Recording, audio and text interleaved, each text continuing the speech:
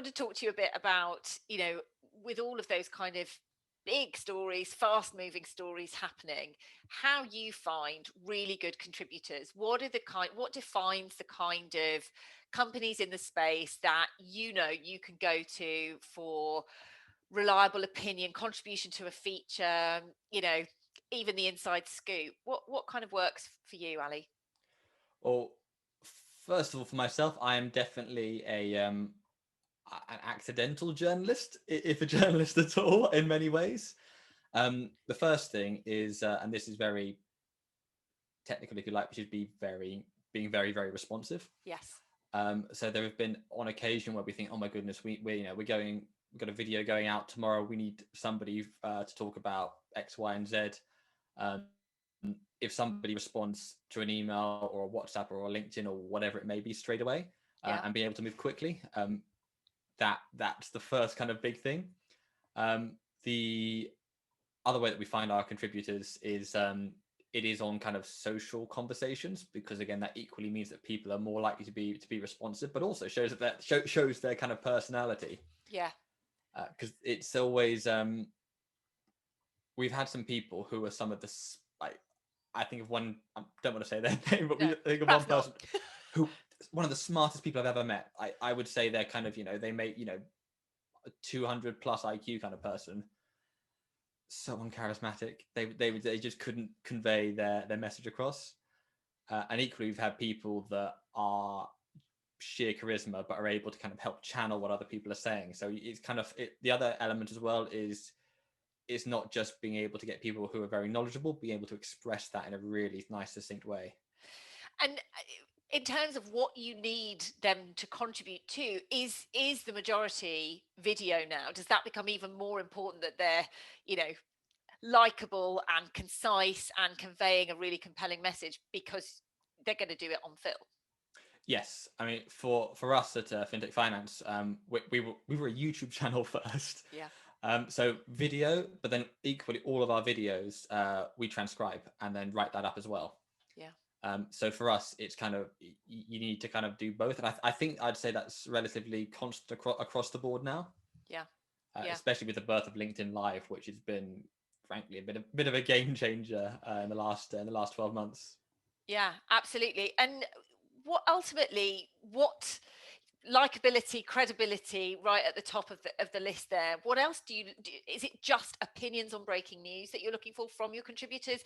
Are you looking for data? Are you looking for industry gossip? Like, what's the pecking order of usefulness to you, if you like? Breaking news isn't so much of our bag, in that we there's always a bit of a delay because we do a lot of editing, so by the time we do breaking news, we're probably a couple of days out of date. So we're much more of kind of the part where you take a step back and then look at what's happened, analyze it.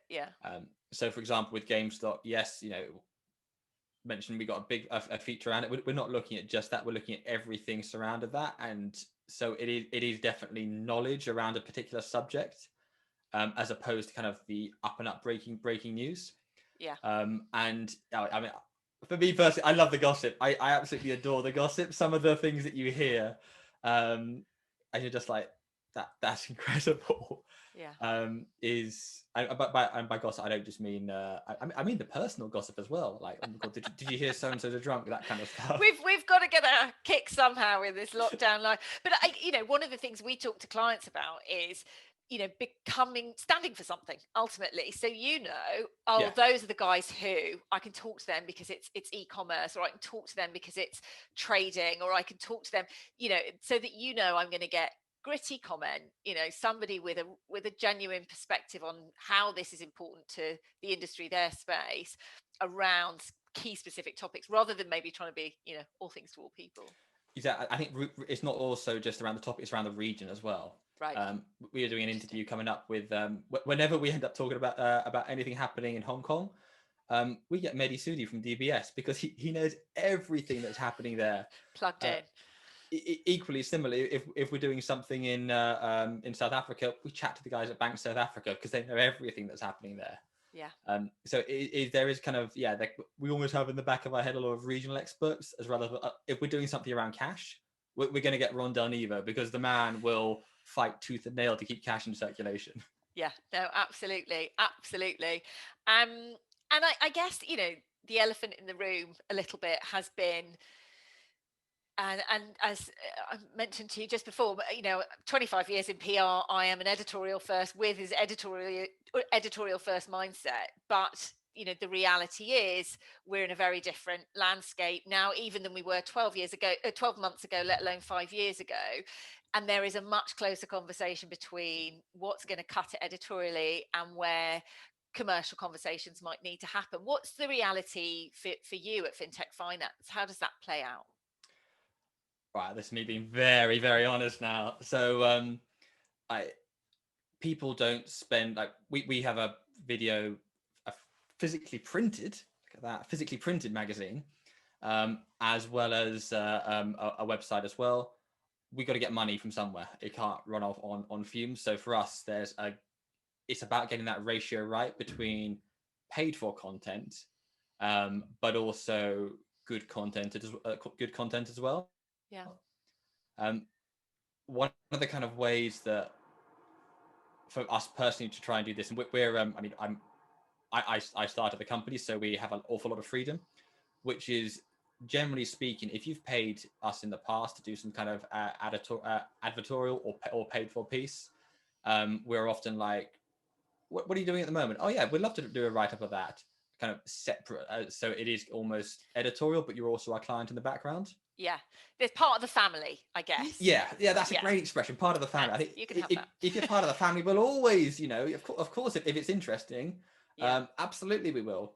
You're a bit further up that radar, I guess, in terms of that relationship with you guys. No, I mean that makes sense, and it's refreshing to have an honest conversation about it as well.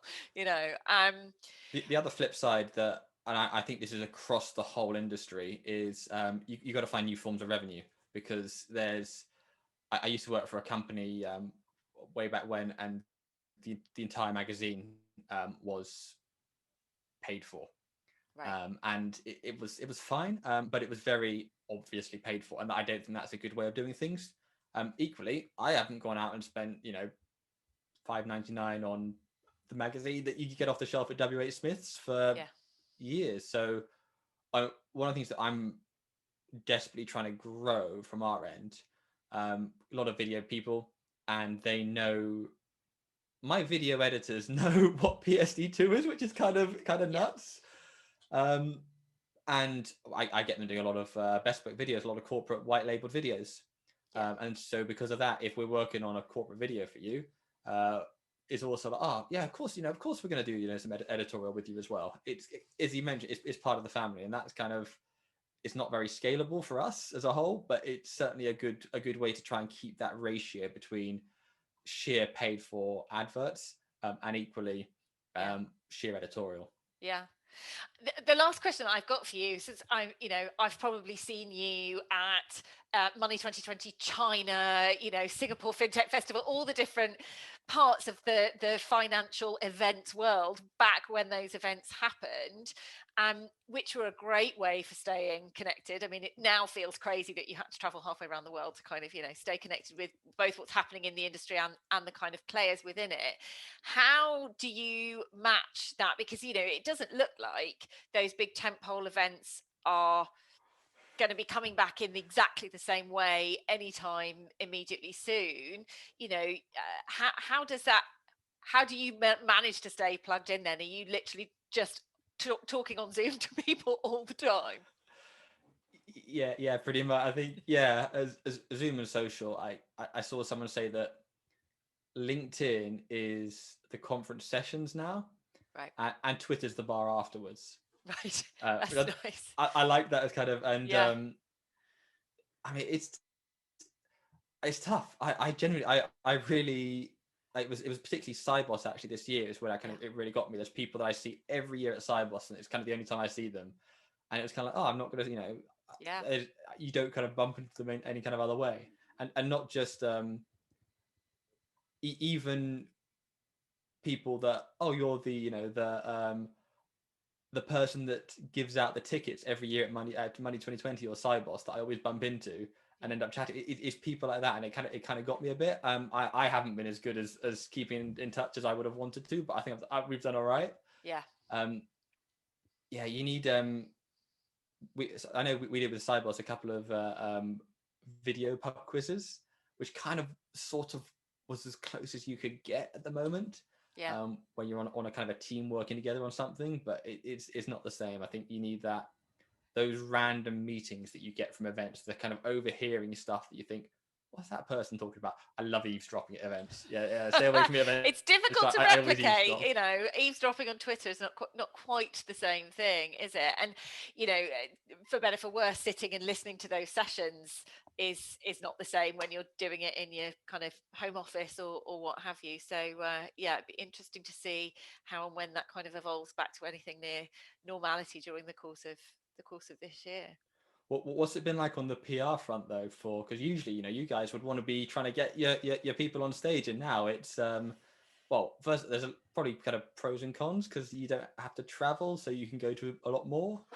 Yeah, I think it's for us, it's become about being really selective, because actually big tentpole industry events that were always, the guaranteed audience, even done really well, is quite a different kettle of fish versus actually some company owned webinars that have done really well. They've invested really brilliantly in the technology and the experience.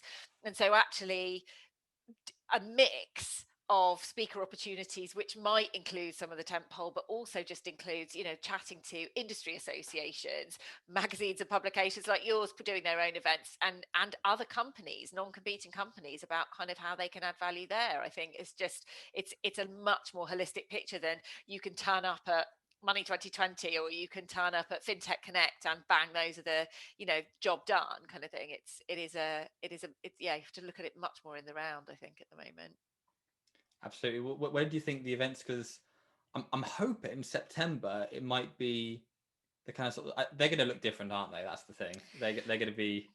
I don't know whether it's that my personal head is in the space it's in at the moment that I almost can't. I'm still not quite convinced it's ever going to come to an end. We've been in it so long, but I do wonder.